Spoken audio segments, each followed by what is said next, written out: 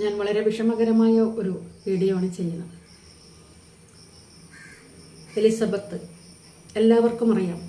Social മീഡിയയിൽ, ഫേസ്ബുക്കിൽ, ഇൻസ്റ്റയിലൊക്കെ ഒരുപാട് വീഡിയോസും ഓരോ അന്നന്നത്തെ കാര്യങ്ങളും, പലതരം കാര്യങ്ങൾ, അതായത് ബാലയെ വിവാഹം കഴിച്ചതു ശേഷമുള്ള പല കാര്യങ്ങൾ, ബാലയുടെ ഭീഷണി, ബാലയുടെ ബാല പറയുന്ന കല്യാണം കഴിച്ചിട്ടില്ല എന്ന വിവരങ്ങൾ, പലതരത്തിൽ അവിടെ ഡോക്ടർ എലിസബത്തിനെ ക്രൂശിക്കുകയായിരുന്നു ബാല.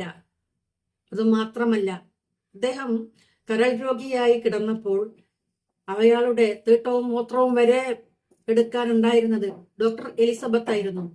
ഭാര്യ എന്ന പദവിയുണ്ട് ആ പെൺകുട്ടി ഇന്ന് ചെയ്തിരിക്കുന്നത് ഒരു കടുങ്കൈയാണ്.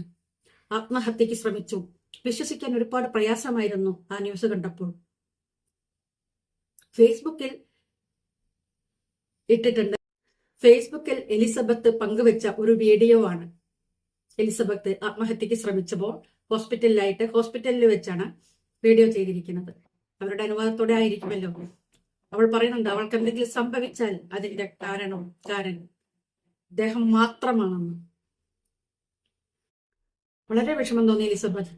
ഇത്രയും ധൈര്യശാലിയായ ഒരു ഡോക്ടറായ നിങ്ങൾ എന്തിന് ഈ കടുങ്കയ്ക്ക് ശ്രമിച്ചു? ദൈവത്തോട് പ്രാർത്ഥിക്കുന്നു, എത്രയും വേഗം നിങ്ങളുടെ ആരോഗ്യം വീണ്ടെടുക്കാൻ ഒന്നും സംഭവിക്കരുതേ എന്ന് മനമുരുകി പ്രാർത്ഥിക്കുന്നു. എലിസബത്ത്, നമ്മൾ ഒന്നും തന്നെ പലരും തമ്മിൽ കാണാത്ത വ്യക്തിയായിരിക്കാം എലിസബത്ത്. പലപ്പോഴും കാണണമെന്ന് ആഗ്രഹിച്ചൊരു വ്യക്തിയായിരുന്നു എലിസബത്ത്. പക്ഷേ കണ്ടിട്ടില്ലെങ്കിലും നിങ്ങളുടെ വീഡിയോസ് സ്ഥിരം കാണുന്ന ഒരു വ്യക്തിയാണ് ഞാൻ.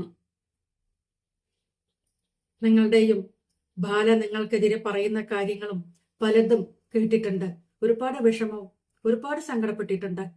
പക്ഷെ ഡോക്ടർ എന്ന നിലയിൽ എലിസബത്ത് അതെല്ലാം റിക്കവർ ചെയ്ത് വന്നിട്ട് എന്തിനെ കടുങ്കൈ ചെയ്തു? ഇങ്ങനെ വേണ്ടിയിരുന്നില്ല എലിസബത്തെ. നിങ്ങളൊരു ഡോക്ടറല്ലേ എലിസബത്ത്? എന്തിനാണ് ഇത് ചെയ്തത്? വളരെയേറെ വിഷമമുണ്ട്. ആ വീഡിയോ കണ്ടപ്പോൾ കരഞ്ഞുപോയി. കുറെ സമയം മുമ്പെയാണ് അത് കണ്ടത്. പോസ്റ്റ് ഇട്ടപ്പോൾ തന്നെ കണ്ടിട്ടുണ്ടായിരുന്നു.